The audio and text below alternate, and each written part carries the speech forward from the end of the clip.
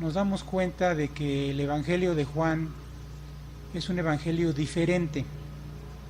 ¿En qué sentido es diferente? Inclusive los tres evangelios anteriores son agrupados y denominados sinópticos, porque nos dan un panorama general de lo que ocurrió durante el ministerio de nuestro Señor Jesucristo aquí en la tierra. Pero el Evangelio de Juan es un evangelio diferente en el sentido de que muestra que la relación de Juan con Jesús era muy cercana, muy cercana. Hace una serie de comentarios que solamente haría alguien que tiene una relación muy cercana con Jesucristo. Y en ese sentido, nos ha comentado Gabo precisamente que a partir del capítulo 12, me parece, Jesús se dedica ya no a hacer más señales, como le llaman los milagros Juan, sino a dedicarse a dirigirse y a enseñar a sus discípulos. Entonces, en ese sentido, estamos en esta porción del Evangelio, ya no más señales, pero una enseñanza muy profunda de parte de Cristo a sus discípulos. Leamos a partir del 18 entonces. No hablo de todos vosotros. ¿Quiénes son vosotros? Los discípulos. Yo sé quién es elegido más para que se cumpla la escritura: el que come pan conmigo levantó contra mí su calcañar. Desde ahora os digo, antes que suceda, para que cuando suceda creáis que yo soy. De cierto os digo, el que recibe al que yo enviaré me recibe a mí, y el que me recibe a mí recibe al que me envió. Habiendo dicho Jesús esto, se conmovió en espíritu y declaró y dijo: de cierto os digo, que uno de vosotros me va a entregar. Entonces los discípulos se miraban unos a otros, dudando de quién hablaba. Y uno de sus discípulos, al cual Jesús amaba, estaba recostado al lado de Jesús. Aquí evidentemente Juan se está refiriendo a sí mismo. A este pues hizo señas Simón Pedro, para que le preguntase quién era aquel de quien hablaba. Este es uno de los tantos comentarios personales de Juan.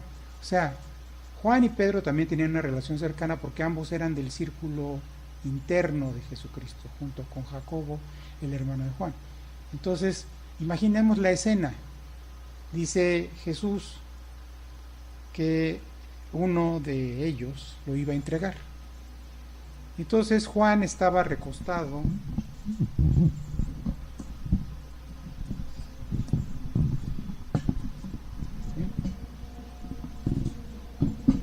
Juan estaba recostado en el costado de Jesús. Y entonces Pedro le dice: ¿de quién habla? ¿A quién se refiere el maestro, no? Pero sí me explico, ¿no? Es un intercambio de mucha confianza. Oye, ¿quién será de quien está hablando Jesús? Él entonces, recostado cerca del pecho de Jesús, le dijo: Señor, ¿quién es? Respondió Jesús: a quien diere yo el pan mojado, aquel es. Y mojando el pan lo dio a Judas Iscariote, hijo de Simón. Y después del bocado Satanás entró en él. Entonces Jesús le dijo: lo que vas a hacer, hazlo más pronto. Pero ninguno de los que estaban a la mesa entendió por qué le dijo esto. Porque algunos pensaban, puesto que Judas tenía la bolsa, que Jesús le decía: compra lo que necesitamos para la fiesta, o que diese algo a los pobres. Cuando él pues hubo tomado el bocado, luego salió, y era ya de noche. Primer comentario. ¿Ustedes sabían que Judas no se llamaba Judas? Judas es un nombre griego, una forma helenizada de llamarle a alguien que en realidad se llamaba Judá. El nombre hebreo de Judas era Judá. Así como Jesús no se llamaba Jesús, sino se llamaba Josué, Judas se llamaba Judá. El nombre hebreo de Judas era Judá. Y curiosamente Judá significa alabanza. Y es la misma tribu de la que descendió el Señor Jesucristo. O sea, era el antecesor entre los patriarcas de Jesucristo. Bueno, entonces vamos a ir leyendo verso a verso y haciendo comentarios al respecto. Primeramente el versículo 18 de nuevo. No hablo de todos vosotros, yo sé a quién he elegido, mas para que se cumpla la escritura, el que come conmigo levantó contra mí su calcañar.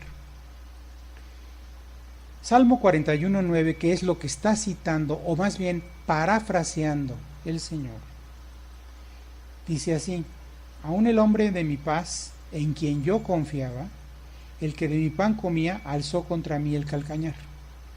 Aquí hay una situación interesante, porque el caso de Judas es un caso controvertido. O sea, hay comentarios encontrados de los estudiosos de la Biblia acerca de qué fue lo que pasó exactamente con Judas, o posturas en cuanto a si Judas era un verdadero creyente o no.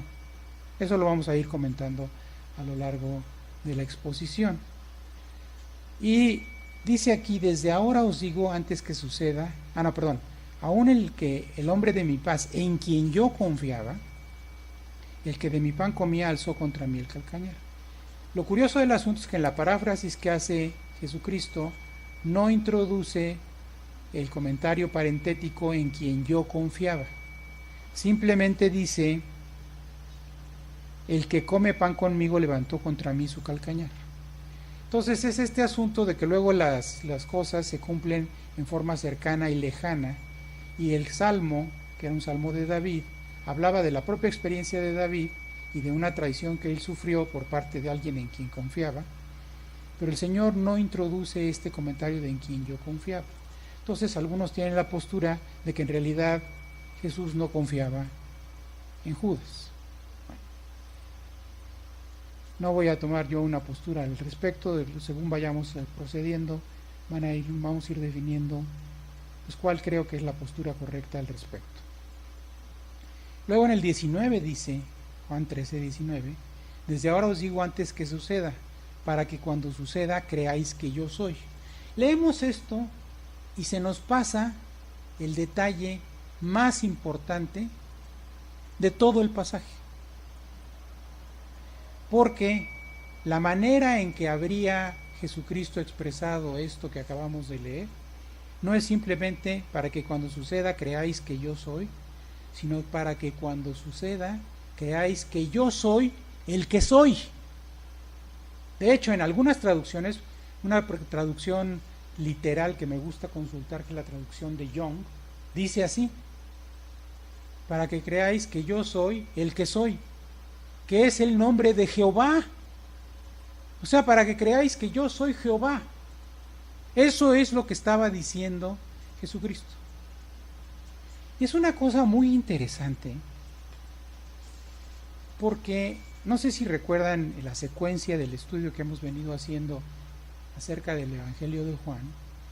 El tema principal que ha precedido a todo esto es que algunos creían aparentemente en Jesucristo, pero después incluso lo querían apedrear. ¿Se acuerdan? ¿Sí se acuerdan de eso? Entonces, vamos a hacer un repasito muy rápido de todas las veces que se habla de que algunos creyeron en él. Y esto no es por casualidad nada más. En Juan 2:11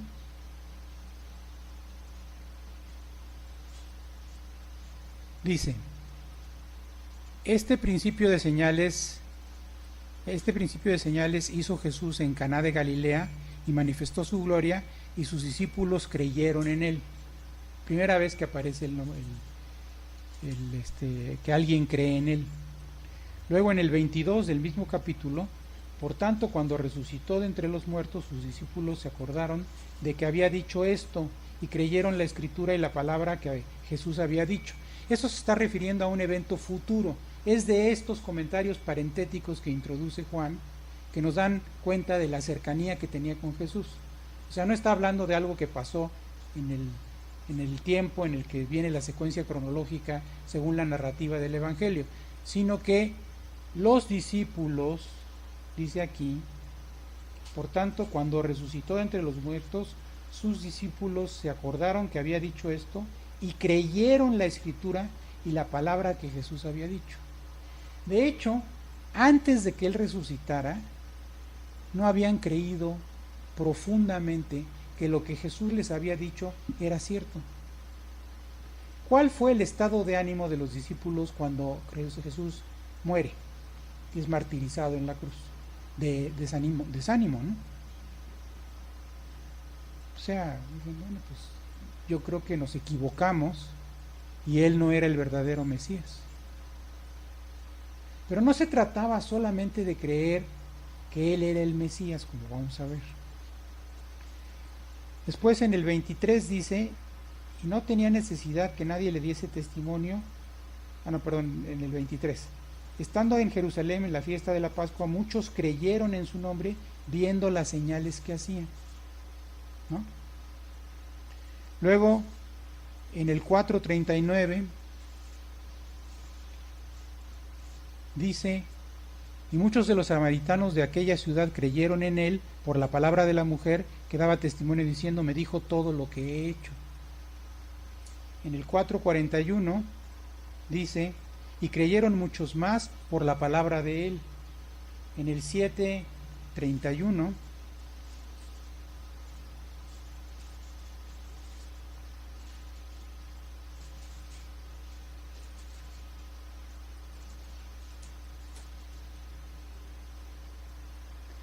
dice, y muchos de la multitud creyeron en él y decían, el Cristo cuando venga hará más señales que las que éste hace. Fíjense, creen en él, pero todavía preguntan si cuando viniera el Cristo, que era el Mesías, haría tantas señales como las que hacía Jesús. O sea, tenían dudas. Creían en él, pero parcialmente. O sea, no creían. ¿Sí me explicó? Bueno, después en el 8:30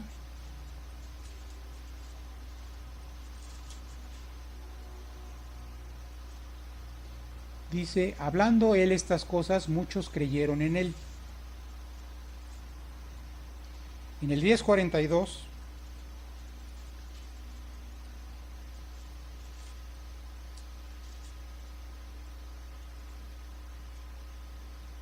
y muchos creyeron en él allí. En el 11:45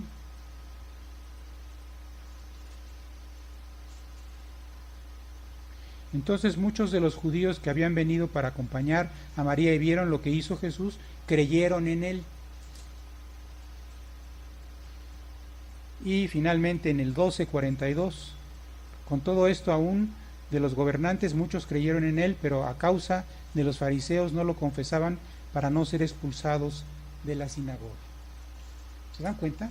¿Cuántas veces se comenta que esta otra gente, los samaritanos, algunos gobernantes, los judíos, etcétera, etcétera, los que vieron lo que había hecho con Lázaro, creyeron en él? Pero, ¿qué clase de creencia era esa? ¿Era una creencia que permanece? Después tenían dudas, ¿no?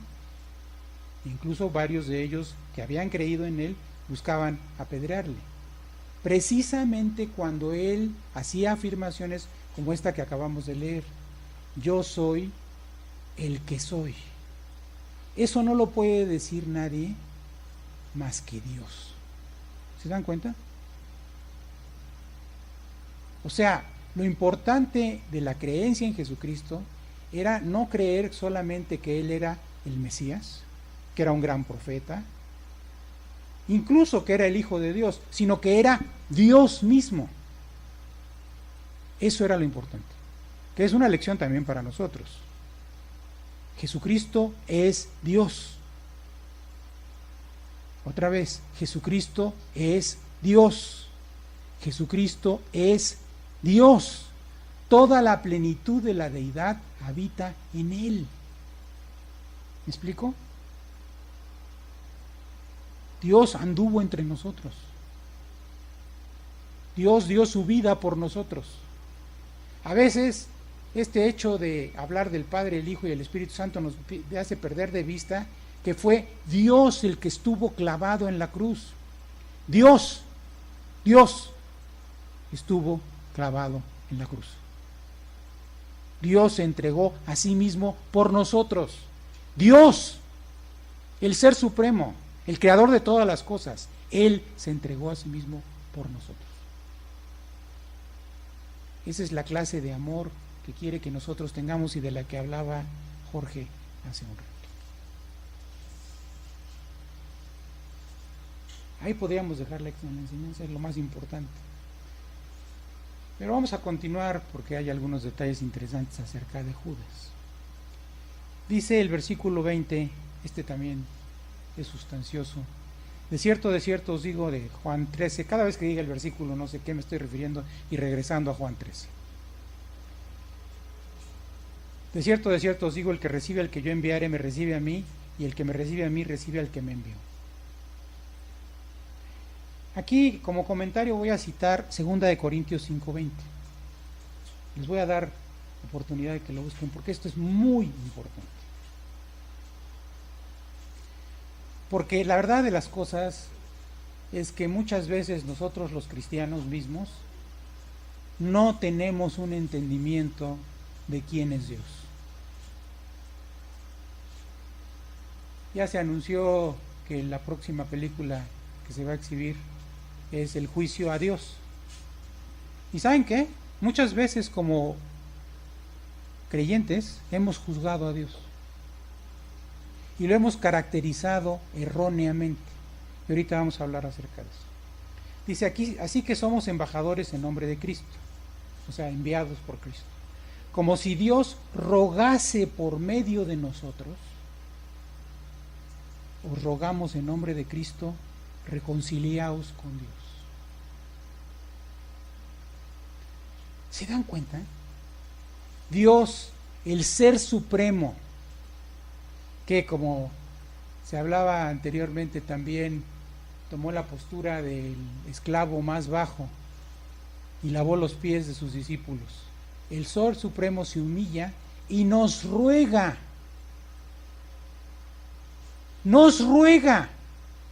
reconcíliense conmigo. Nos ruega. ¿Sí se dan cuenta? Nos ruega. Reconcíliense conmigo. Les suplico que se reconcilien conmigo. Ese es Dios. Esa es la clase de amor que Él tiene por nosotros. Sigamos leyendo. Vamos a leer el resto del pasaje. Es del 21 al 30. Habiendo dicho Jesús esto, se conmovió en espíritu y declaró, de cierto os digo, que uno me va a entregar, uno de vosotros me va a entregar. Entonces los discípulos se miraban unos a otros dudando de quién hablaba. Y uno de sus discípulos, al cual Jesús amaba, estaba recostado al lado de Jesús. A este pues hizo seña Simón Pedro para que preguntase quién era aquel de quien hablaba. Él entonces, recostado cerca del pecho de Jesús, le dijo, Señor, ¿quién es? Respondió Jesús, a quien yo diera el pan mojado, aquel es. Y mojado el pan lo dio a Judas Iscariote, hijo de Simón. Y después del bocado Satanás entró en él. Recuerden esto, Satanás entró en él. Entonces Jesús le dijo, lo que vas a hacer hazlo más pronto. Pero ninguno de los que estaban en la mesa entendió por qué le dijo esto. Porque algunos pensaban, puesto que Jesús tenía la bolsa, que Jesús decía, compra lo que necesitamos para la fiesta, o que diese algo a los pobres. Cuando él pues hubo tomado el bocado, luego salió y era ya de noche. Satanás entró en él.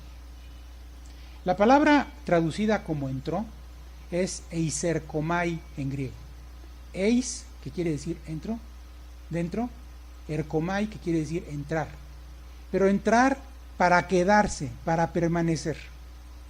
Les voy a dar una ilustración de cómo se utiliza en otras partes en la Biblia esta palabra. Vayamos a Juan 3. Esto es algo que ya hemos comentado en algunas otras ocasiones, pero lo vamos a volver a comentar. Juan 3, que por cierto, aquí déjenme decirles que mi hijo Abraham, que está aquí presente, nos hizo énfasis en este detalle tan importante en el capítulo 3 de Juan 3. En el capítulo 3 de Juan, versículos, vamos a hacer un contraste en el versículo 3 y el 5. Respondió Jesús y le dijo, está esta conversación sobre la salvación que tiene con Nicodemo. De cierto te digo que el que no naciere de nuevo no puede ver el reino de Dios. Ver. En el griego es eido, quiere decir percibir. Ni siquiera puede darse cuenta de que existe el reino de Dios. ¿Me explico? No puede percibir el reino de Dios, el que no es nacido de nuevo. Y en el 5 dice, respondió Jesús, de cierto te digo, el que no naciere del agua y del espíritu no puede entrar en el reino de Dios. Una cosa es ver y otra cosa es entrar. Aquí entrar es eiserkomai otra vez. Es entrar para quedarse. ¿Y qué es el reino de Dios? Es la Nueva Jerusalén, la habitación de Dios, la habitación eterna de Dios. Donde Dios vive, donde Dios vivirá por siempre, donde Dios es el templo de la nueva ciudad, la Nueva Jerusalén. Él y el Cordero son el templo. Y no todos los creyentes entrarán.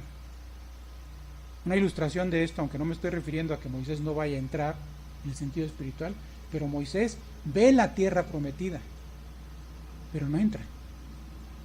¿Cierto? No entra. Y de toda la generación que salió de Egipto, ya siendo adultos, esto es, mayores de 20 años, ¿cuántos entraron a la tierra prometida? 2, Josué y Caleb, nada más, que fueron los espías que dieron un buen reporte a Moisés y al pueblo cuando regresaron, mientras que los otros 10 dieron un mal reporte, y eso hizo que el pueblo también viera la tierra prometida, pero no entrara. Esta palabra eiserkomai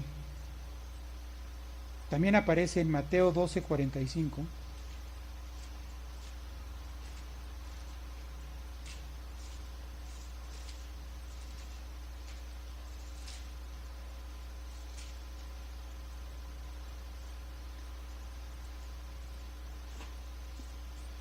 Le voy a leer en forma aislada y después, en el caso de una cita de Lucas, voy a dar contexto. Entonces va, toma consigo otros 7 espíritus peores que él, y entrados moran ahí. O sea, se quedan a vivir ahí. Y el postrer estado de aquel hombre viene a ser peor que el primero, así también acontecerá a esta mala generación. O sea, llegan y dicen, yo soy de aquí. ¿Me explico? Aquí me quedo. Esto nos habla de lo que algunas personas llaman una posesión demoníaca, en donde un demonio, o Satanás mismo, entra y empieza a tener control de todo el ser tripartita de la persona: espíritu, alma y cuerpo. Hay un pasaje paralelo, y ahí vamos a ver el contexto. Lucas 11:26.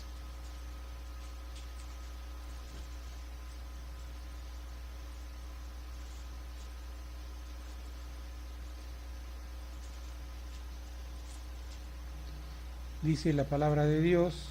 Les voy a dar el contexto primero. Vamos a leer desde el 14. Lucas 11:14 en adelante. Estaba Jesús echando fuera un demonio que era mudo, y aconteció que salido el demonio, el mudo habló, y la gente se maravilló. O sea, el mudo estaba endemoniado, esto es, estaba poseído por un demonio, y eso provocaba que no pudiera hablar.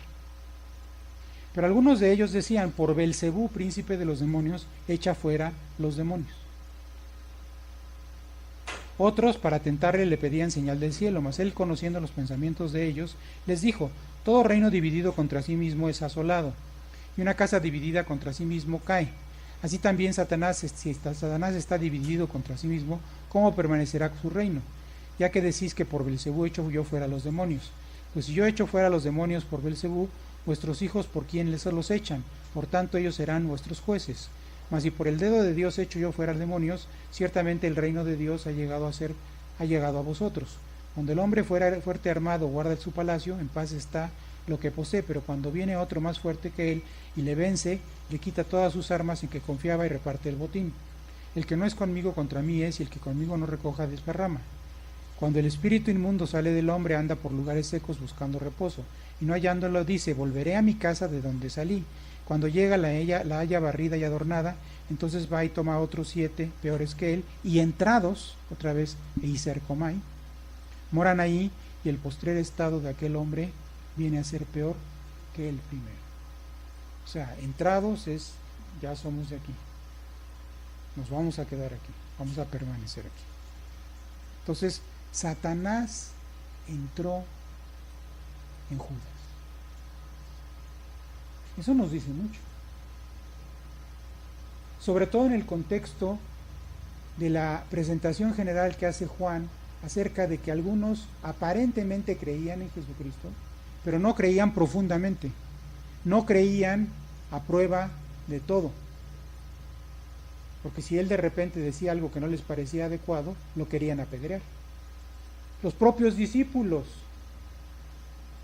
creían en él, a lo mejor como el Mesías, pero luego, ¿qué pasa? Lo prenden y lo matan. Pues ¿cómo? Eso no era lo que esperaban. Ellos esperaban un gran libertador que los librara de la opresión del Imperio Romano y terminara esa época de sufrimiento para la nación de Israel. Eso es lo que ellos estaban esperando. Y poco a poco, en forma gradual, fueron entendiendo, primero, que Jesús era hijo de Dios y que era Dios. Otra vez, Jesús es Dios. Toda la plenitud de la deidad habita en él.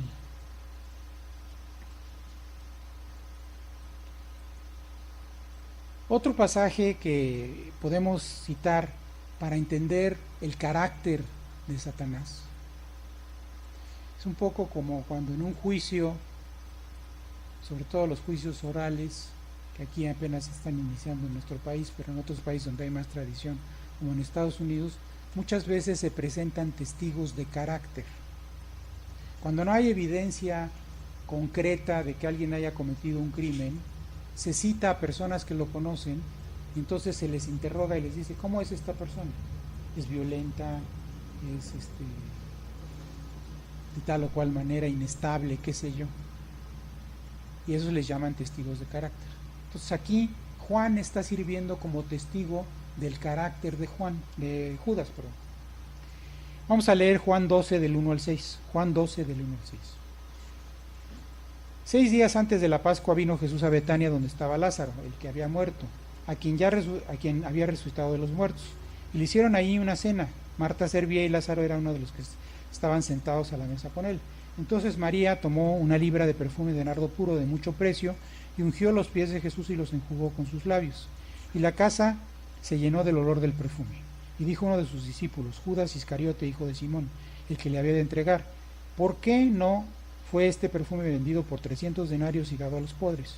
Pero dijo esto no porque se cuidara de los pobres, sino porque era ladrón. Y teniendo la bolsa, sustraía de lo que se echaba en ella. Judas era el tesorero de ese grupo de personas. Y entonces, como luego sucede, pues ¿qué le hace que tome yo un poquito de la caja chica, ¿no? O de la caja no tan chica? Y eso hacía Judas. Entonces, la creencia que podría haber tenido Judas no se traducía en una transformación de vida, porque él era ladrón. O sea, solía sustraer de la bolsa para ponerla en su propia bolsa. Por otro lado, en Juan 6, del 70 y 71, dice lo siguiente, Juan 6, 70 y 71. Jesús les respondió, no os he escogido yo a vosotros los 12, y uno de vosotros es diablo. Hablaba de Judas Iscariote, hijo de Simón, porque este era el que le iba a entregar y era uno de los 12. ¿Se dan cuenta?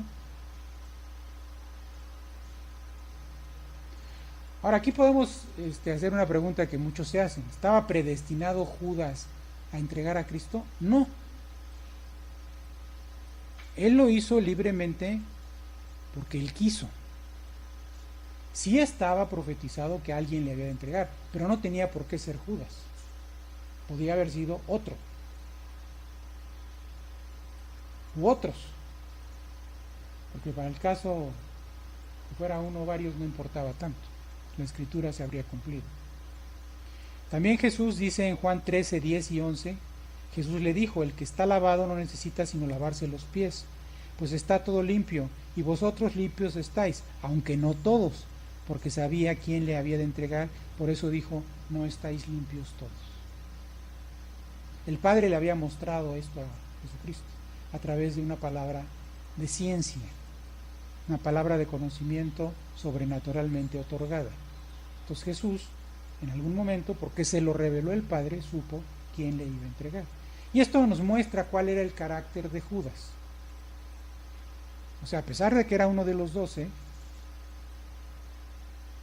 no tenía un comportamiento que era congruente con ser uno de los apóstoles. Entonces, ¿fue salvo o no fue salvo Judas?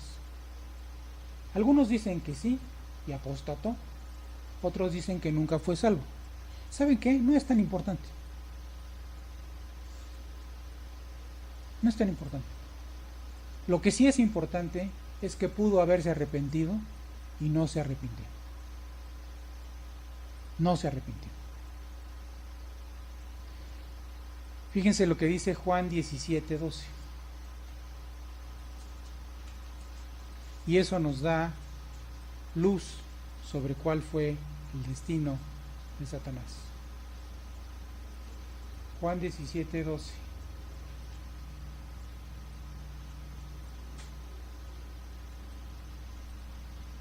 No, sí, perdón, estoy viendo en otro libro. Juan 17, 12.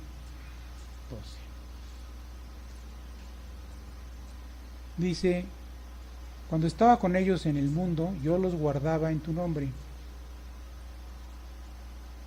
De hecho, vamos a leer desde el 11. Es esta oración intercesora que hace Jesucristo y al final termina diciendo que seamos uno con Él y con el Padre y todo este asunto. Y yo ya no estoy en el mundo, mas estos están en el mundo y yo voy a ti. Aquí pasa una cosa, es una cosa extraña. Nosotros como seres humanos estamos sujetos, lo que más nos restringe es el tiempo cronológico. No nos podemos salir del ámbito del tiempo. O sea, siempre andamos viendo el reloj, o como dicen, pues ahora ya mucha gente no usa el reloj, sino usa el celular para ver qué hora es. Y eso rige nuestras vidas. O sea, ya es hora de recoger a los niños en la escuela. Ya es hora, le puse a la olla express, ya es hora de apagar la estufa.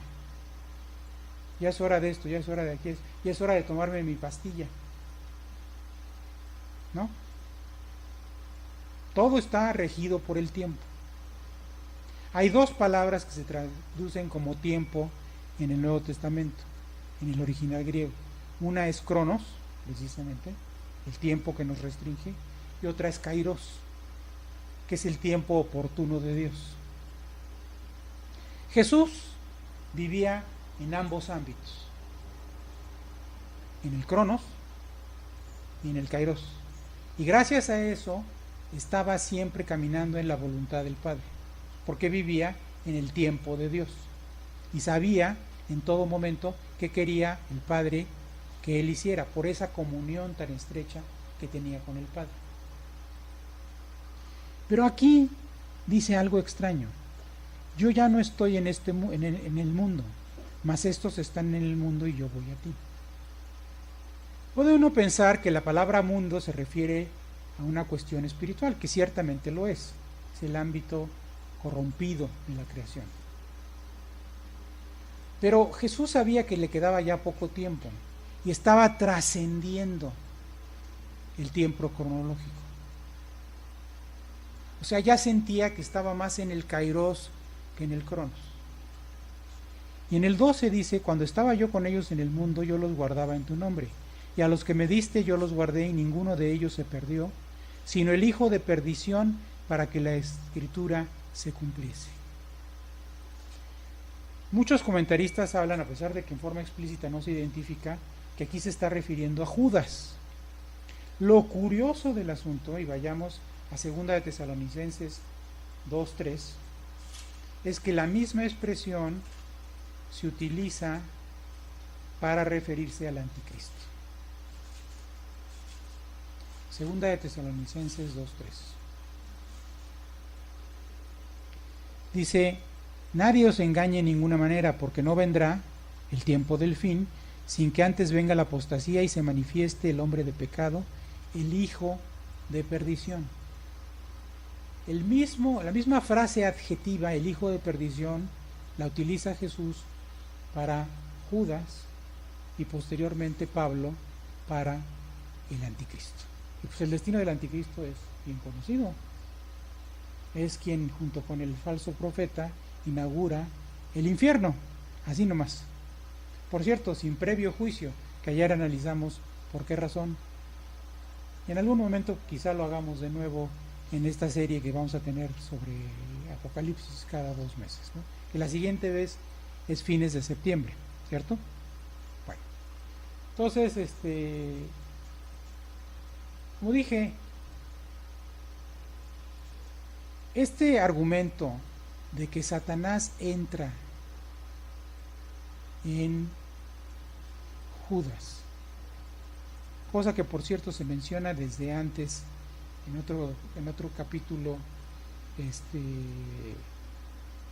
del Evangelio, de los Evangelios, perdón, que previamente también Satanás había entrado en Judas, pero entrar para quedarse, porque además acuérdense que el contexto en el que se menciona esto de que viene un espíritu inmundo, ve la casa barrida e invita a otros 7 peores que él a que vengan junto con él y tomen posesión del ser que había sido atormentado, nos da idea de que es una posesión.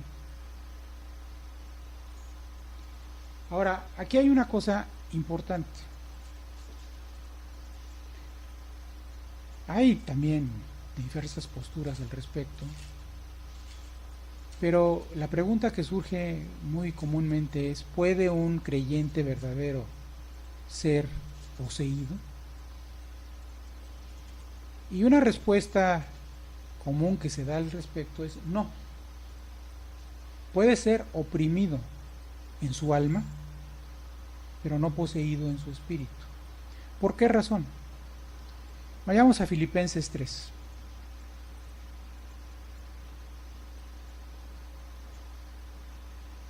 Aquí Pablo hace un par de afirmaciones que aparentemente son contradictorias entre sí. Es de estas paradojas bíblicas cuya solución nos da mucha luz sobre lo que quiere decir la Escritura. Dice Filipenses 3:12. Está hablando Pablo, no que lo haya alcanzado ya ni que sea ya perfecto, sino que prosigo por ver si logro hacer aquello para lo cual fui también asido por Cristo Jesús. No que yo sea ya perfecto. Vayámonos unos cuantos versículos adelante. En el 15 dice Pablo, así que todos los que somos perfectos, esto mismo sintamos.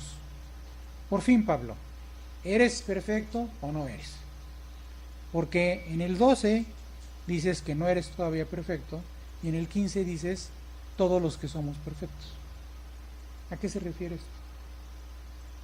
Se refiere a que el creyente ha sido perfeccionado en su espíritu, y el espíritu ha quedado limpio por la justificación que deriva del nuevo nacimiento. A eso se refiere el nuevo nacimiento.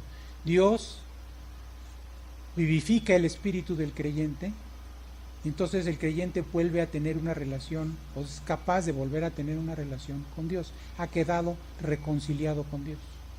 Una cosa diferente es el alma. El alma se va perfeccionando a lo largo de toda la vida del creyente, y es lo que llamamos el proceso de santificación. Entonces, el creyente es perfecto en espíritu, pero imperfecto en alma y en cuerpo. Y esto nos explica el asunto. Y además el espíritu del creyente está sellado, esto es protegido por el Espíritu Santo, para que esto impida, por ejemplo, algo como la posesión. De modo que entonces el comentario concluyente es: lo más probable es que Judas no haya sido salvo. A lo mejor creyó en Jesús en una manera superficial, como lo hicieron muchos de los otros, que ya hemos citado. Acuérdense que el tema axial o con el hilo conductor de lo que hemos estado viendo es que muchos creían en él, pero no creían de veras en él. Los mismos discípulos no entendieron quién era él hasta que él resucita. Y dice lo que leímos: desde ahora os digo antes que suceda, para que cuando suceda creáis que yo soy el que soy. Esto es, para que creáis que yo soy Dios. Bueno. Ahora, para concluir, yo creo que siempre es importante que se concluya toda enseñanza, toda predicación, con algo práctico que ayude en la vida diaria del creyente. O sea, porque si no, lo demás pues es interesantón. Sí, es bueno saber detalles de esta naturaleza, pero lo más importante es que Dios vaya haciendo una transformación de nuestros corazones y nuestras mentes. Bueno, fíjense lo que dice Primera de Juan 3:9.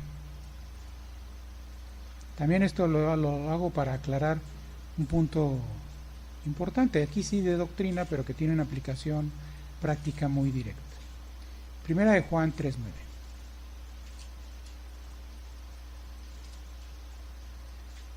Dice: todo aquel que es nacido de Dios no practica el pecado, porque la simiente de Dios permanece en él y no puede pecar porque es nacido de Dios.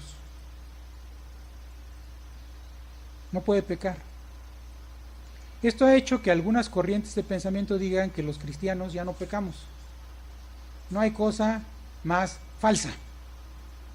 Los cristianos seguimos pecando, precisamente porque hay pecado en nuestras almas.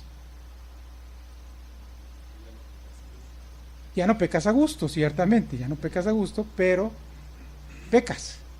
¿Y cómo sabemos que esto es cierto? Vayamos ahora a Primera de Juan 2:8.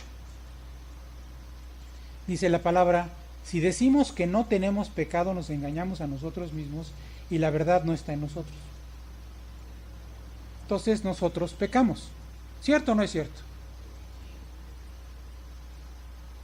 O sea, la prueba del ácido es la que decía Jorgito. El mío caro amigo Giorgio, carísimo amigo. 1:8, perdón, 1:8. Me equivoqué en el capítulo, es 1:8. Exacto. La prueba del ácido es: ¿amamos con amor incondicional y sacrificial a nuestros enemigos? A las personas que más nos han lastimado, más nos han injuriado, más se han burlado de nosotros. ¿Las amamos? Y lo curioso del asunto, o lo importante más bien, que curioso ni que nada, es que ese versículo que mencionó Jorge, de Mateo 5:44, amad a vuestros enemigos, bendecirlos, ayudarlos, vestirlos, alimentarlos, está seguido de lo que dice el versículo 45: para que seáis hijos de Dios. El negativo de eso está canijo. O sea, si no amas a tu enemigo, lo bendices, lo ayudas cuando está en necesidad, lo curas cuando está en enfermedad, no eres un verdadero hijo de Dios. Ahí es donde el original griego es importante, porque el hijo de que se trata ahí es el hijo maduro. La palabra es huyos. Aquí quiero hacer una aclaración también. Dice Juan 1:12, me parece que es, que a todos los que creyeron les dio potestad de ser llamados hijos de Dios. Y luego agrega algo que también sirve para disipar algunas dudas sobre algunas posturas doctrinarias. Es muy común decir que hemos sido adoptados por Dios. Pero ¿saben qué dice ahí el versículo subsecuente de Juan 1:12, o sea el 13? Que fuimos engendrados no por voluntad de varón, sino de Dios. O sea, cuando él dice aquí en primera de Juan 3:9 que su simiente permanece en nosotros, si lo correspondemos con lo que estoy citando ahorita, nosotros no fuimos adoptados por Dios, fuimos engendrados por Dios. Su simiente fue puesta en nuestro espíritu. ¿Sí se dan cuenta? No es que éramos huérfanos y luego pues vino alguien al orfanatorio y decidió firmar un papel para que ya fuéramos legalmente su hijo. No. La simiente de Dios mora en nosotros. Fuimos engendrados por Dios en el nuevo nacimiento. La adopción es otra cosa en la Biblia. La adopción es precisamente el reconocimiento que algún día esperamos que haya de parte de Dios y Él nos diga: bien, buen siervo y fiel, sobre poco has sido fiel, sobre mucho te pondré, entra en el gozo de tu Señor. Lo que pasó con Jesucristo cuando Él asciende al Padre y Él le dice a las huestes celestiales: este es mi Hijo amado en el cual tengo contentamiento. Es mi Hijo maduro, mi Hijo vencedor, el que ha vencido al pecado, al mundo, a la carne y a Satanás. Esa clase de hijos son las que quiere, e hijas son los que quiere Dios. Esos son los que aman a sus enemigos, los alimentan, los sanan, y entonces son reconocidos por Dios como hijos suyos, en el sentido de que éste adoptó mi carácter. Este tiene labrado el carácter de Jesucristo en su corazón. Que ese es el propósito eterno de Dios. No salvarnos para librarnos del infierno. Esa es la etapa inicial solamente. El propósito eterno es que seamos llevados a la semejanza de Dios mismo. ¿Y eso qué quiere decir? Lo que decía Jorge, que aprendamos a amar sacrificialmente, incluso a nuestros enemigos. Dice entonces el versículo siguiente de 1 de Juan 1, el 9, si confesamos nuestros pecados, Él es fiel y justo para perdonar nuestros pecados y limpiarnos de toda maldad. ¿Y a quién le está hablando Juan? Una y otra cosa que dice Juan en la carta en la primera epístola que escribe, es la expresión hijitos. Está hablándole a creyentes. Entonces dice que si pecamos es necesario confesarlo y Él es fiel y justo para perdonar nuestros pecados y limpiarnos de toda maldad. ¿Por qué es importante confesar? Que por cierto en griego es homologeo, que es llamarle al pecado como Dios le llama, no en forma eufemística. No el que recibe un soborno, dice, esto es una comisión. No, es soborno.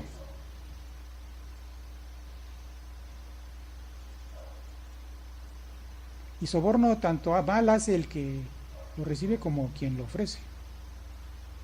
Como decían mi abuelita, tanto peca el que mata a la vaca como el que le agarra la pata.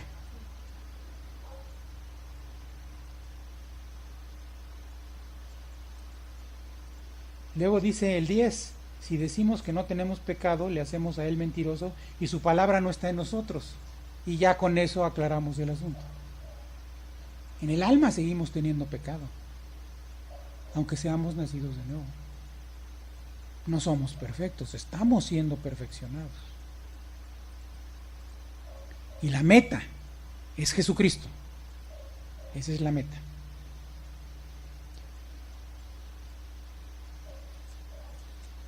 Ahora, vean lo que dice Primera de Juan 3:6 ahora. Y aquí está la clave. Todo el que permanece en él no peca. Todo aquel que peca no le ha visto ni le ha conocido. Cosa curiosa, el Espíritu Santo siempre arregla todo. Y decía, hablaba de Job, Jorge, ¿no? ¿Y qué dijo Job cuando ora por sus compadres?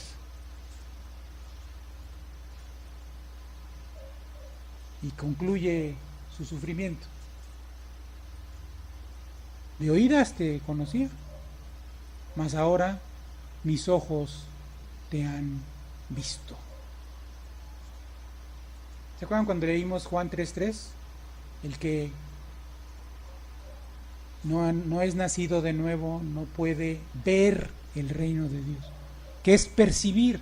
Es el primer nivel de conocimiento de Dios, percibir. En griego, eido. El siguiente es ginosco, que es un conocimiento íntimo. Y todavía hay un tercer nivel que es epiginosco, que es un sobreconocimiento íntimo. Un conocimiento que no solo es íntimo, sino profundo.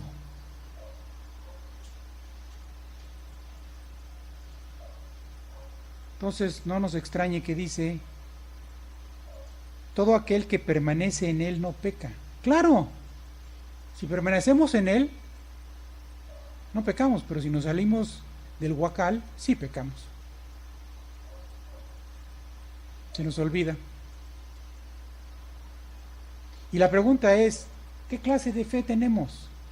¿Como la de los samaritanos? ¿Como la de los gobernantes? A lo mejor uno que otro fariseo que creyó en él. ¿Es una fe a toda prueba? Acuérdense lo que dice la parábola del sembrador. El tercer caso analizado, el que cae, no el segundo, perdón, el que cae entre rocas, que no tiene raíz. Sí nace la plantita, pero como no tiene raíz, se seca. Y cuando la explica Jesucristo, especialmente en la versión de Lucas, dice que en el momento de la prueba se apartan. Y el original dice apostatan. Eso quiere decir abandonan la fe. La vida de Judas fue una vida de pecado. Él aparentemente creía. No sabemos y no importa saber realmente si fue salvo o no. Eso es lo de menos, ya Dios sabrá. La cosa es que se perdió. Y una de Dios nunca creyó verdaderamente. Y en el momento de la prueba se apartó o nunca creyó y simplemente por tal motivo no fue beneficiario de la absolución que ofrece Dios a través de su gracia, o simplemente en el momento de la prueba se apartó o apostató. Ahora, Romanos 12:2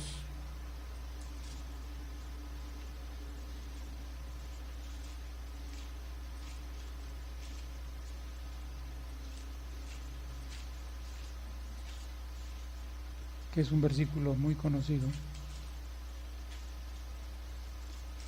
dice: no os conforméis a este siglo, sino transformaos por medio de la renovación de vuestro entendimiento, para que comprobéis cuál sea la buena voluntad de Dios, agradable y perfecta. Dicho de otra manera, para que podáis vivir en el kairos, en el tiempo de Dios, así como vivía Jesucristo, y ya no estar en el mundo, sino permanecer en él. En Jesucristo me refiero, claro está. Esto me habla a mí de un cambio de mentalidad, que es precisamente lo que en realidad quiere decir el arrepentimiento. En griego, metanoia, que viene de meta, más allá, y de gnosis, conocimiento. Un conocimiento que va más allá, que nos permite percibir las cosas de diferente manera. Y entonces, como resultado, al darnos cuenta que hemos pecado, llamarle al pecado de la misma manera que Dios le llama, haciendo lo que dice la palabra homologueo.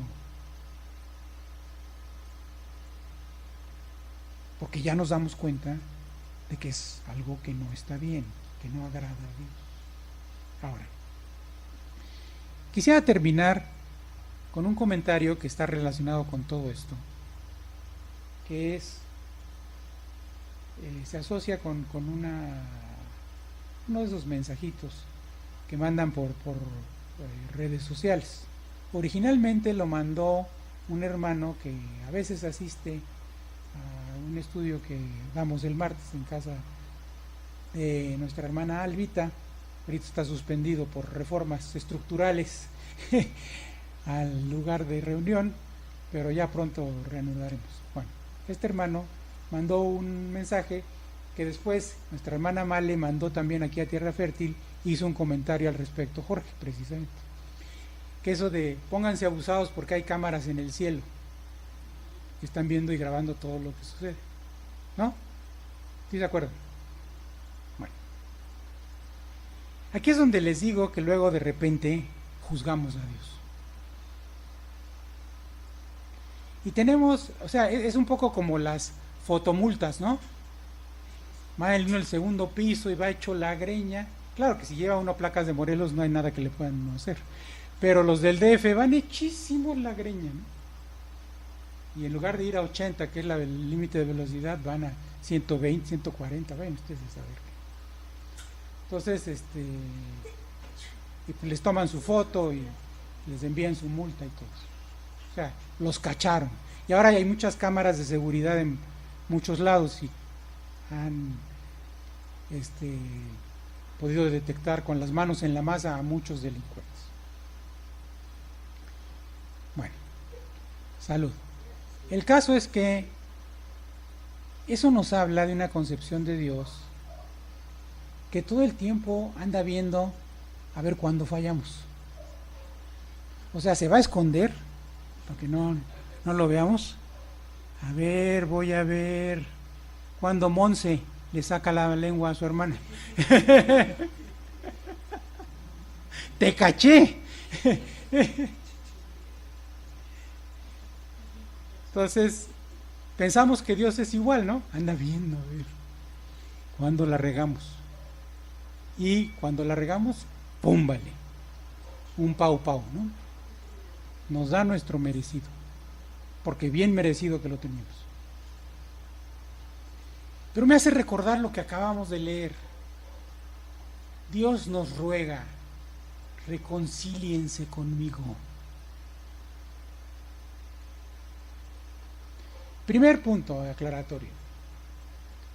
Jesús, cuando resucita, le dice a la mujer, no me toques porque todavía no subo al Padre.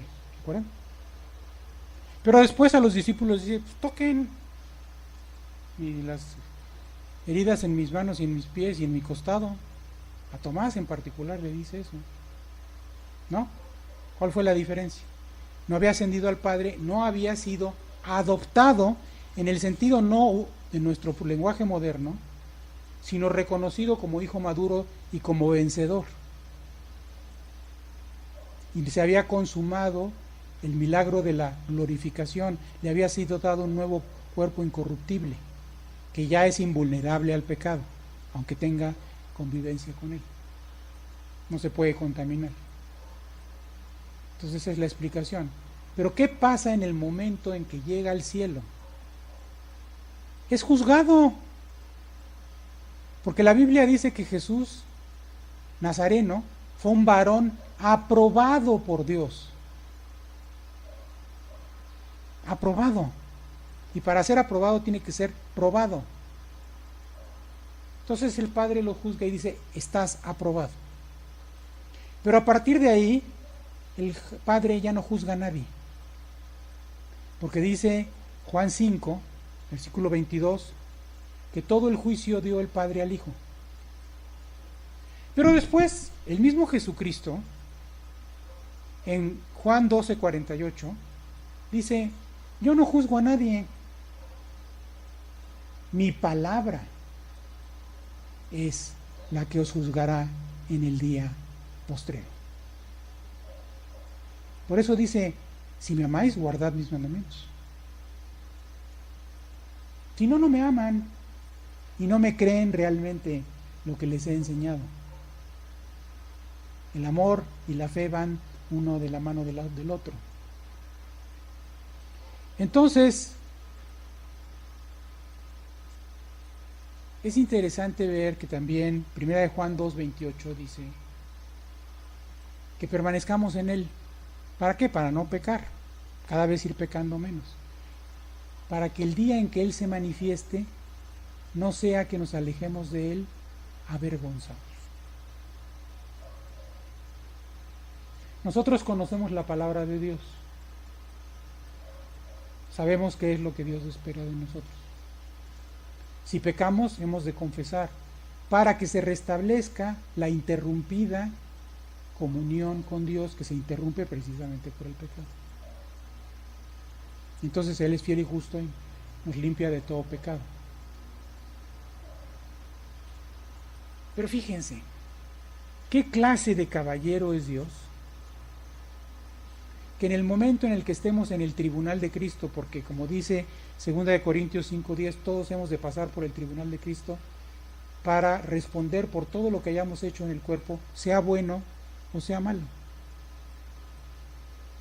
Y no se trata porque Dios sea un Dios justiciero y tenga un ojo inquisidor a ver dónde la regaste. Simplemente mi palabra la conocías. Tú compara, tú mismo compara. ¿Cómo fue tu vida en comparación con mi palabra?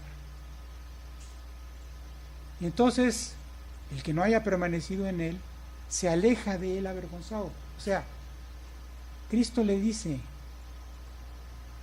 ¿en dónde crees que te corresponda estar? ¿Cerca o lejos? No estoy hablando de ir al infierno ni mucho menos, sino de una consecuencia de la fidelidad y la obediencia que tengamos a Dios. Pero siempre teniendo presente que Dios no anda buscando a ver cuándo fallamos, no anda buscando castigarnos, no le complace el sufrimiento que sufrimos incluso a consecuencia de nuestro propio pecado. Él sufre con nosotros porque nos ama. Él dice en Efesios 2 que cuando aún estábamos en nuestros delitos y pecados, en resumidas cuentas, se lo voy a parafrasear, se ofreció a sí mismo para que nos pudiéramos reconciliar con Él. En suma, Dios es bueno, Dios nos ama. Sí hay consecuencia del pecado, pero la palabra de Dios nos muestra la solución al asunto, cosa que pudo haber hecho Judas y no hizo, pero nosotros sí lo debemos hacer. Confesemos nuestros pecados, arrepintámonos y, como dice Proverbios 28:12, apartémonos para alcanzar misericordia. Dios es misericordioso, nos ama y quiere tener una relación íntima con nosotros por toda la eternidad. Con ese pensamiento vamos a concluir y vamos a darle gracias a Dios. Padre Santo, te damos muchas gracias porque a través del estudio de tu palabra aprendemos muchas cosas acerca del tipo de Dios que tú eres, Señor. Eres un Dios caballeroso, un Dios bueno, un Dios bien intencionado, que no quiere producir sufrimiento, Señor, si no es necesario, y que incluso sufre cuando nosotros sufrimos. Tú que te ofreciste a ti mismo aun cuando estábamos en nuestros delitos y pecados, que es una muestra sublime del amor que nos tuviste y nos sigues teniendo, Señor.